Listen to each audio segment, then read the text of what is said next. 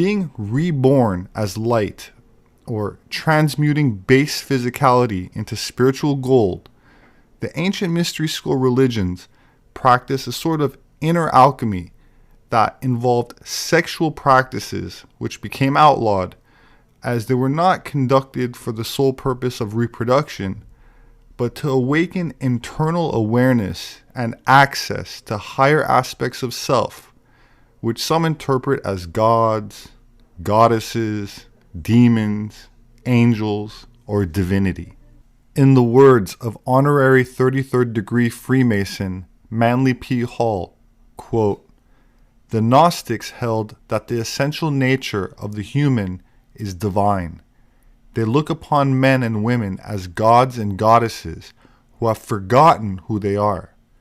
It's from this predicament that the Gnostic aspires to be freed by gnosis."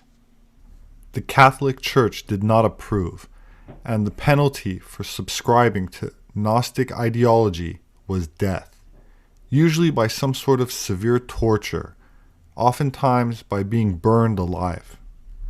This was the fate of the Cathars, also known as Cathari, from a Greek word meaning pure ones. They were a religious sect which flourished in between France and Spain in the 12th century in what is today known as Catalonia. Elements of organized Christianity were not alone in suppressing the old mystery religion, as organized Islam did the same with Sufi sects, which also have managed to keep pre-Islamic practices alive and incorporated into their esoteric form of Islam.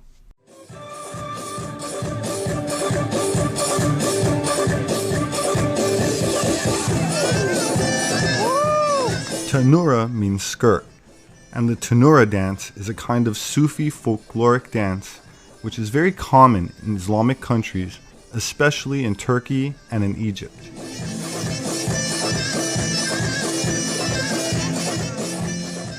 This is also developed into a performance dance by non-Sufis, including dancers outside of the Islamic world, also one of the most entertaining highlights of the Dubai desert.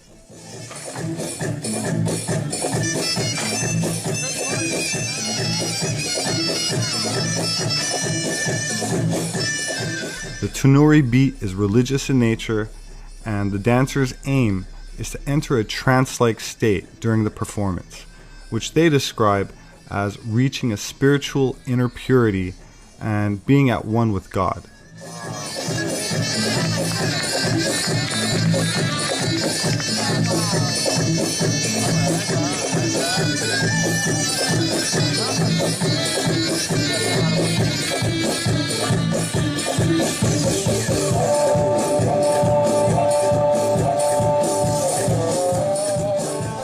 Another way of articulating what is happening from a more Western scientific perspective is the hypnotic music and repetitive spinning distracts and subdues the ego, allowing for a deep introspection into one's own subconscious mind.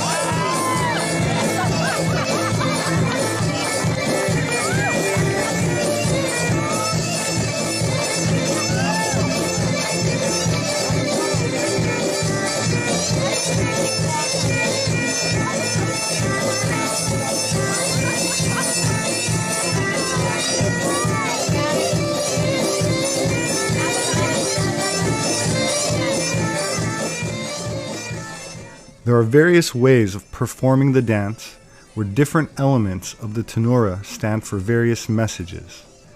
As told, it is a story that connects men to the divine, a dance that refers to the relationship of land and the sky, man and God. Philosophically speaking, the spinning is from the idea that states movement in the world begins at a central point and ends up at the same point. Therefore, the movement has to be circular. The dancer usually removes 4 different skirts during the finale, representing the succession of the 4 seasons. The anti-clockwise movement mimicking the rotational direction around the Kaaba shrine in Mecca.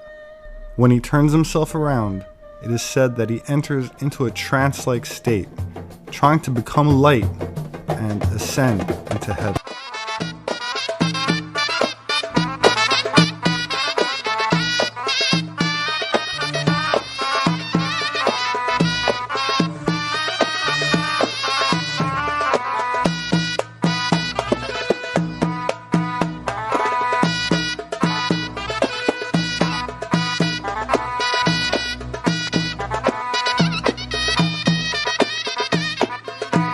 The whirling is magnificent to watch, but it is important to remember that the dancers are not seeking ecstasy.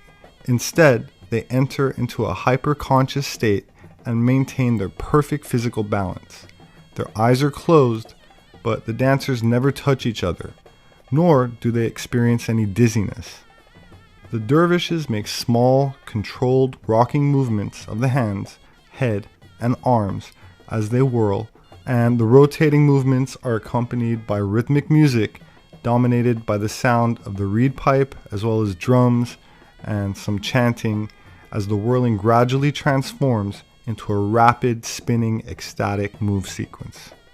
The hundreds of twirling rotations, about 20 to 30 per minute, coincide with the theta rhythm of the brain. Combined with the chanting, makes the dancers disassociate from this reality and enter a different state of mind.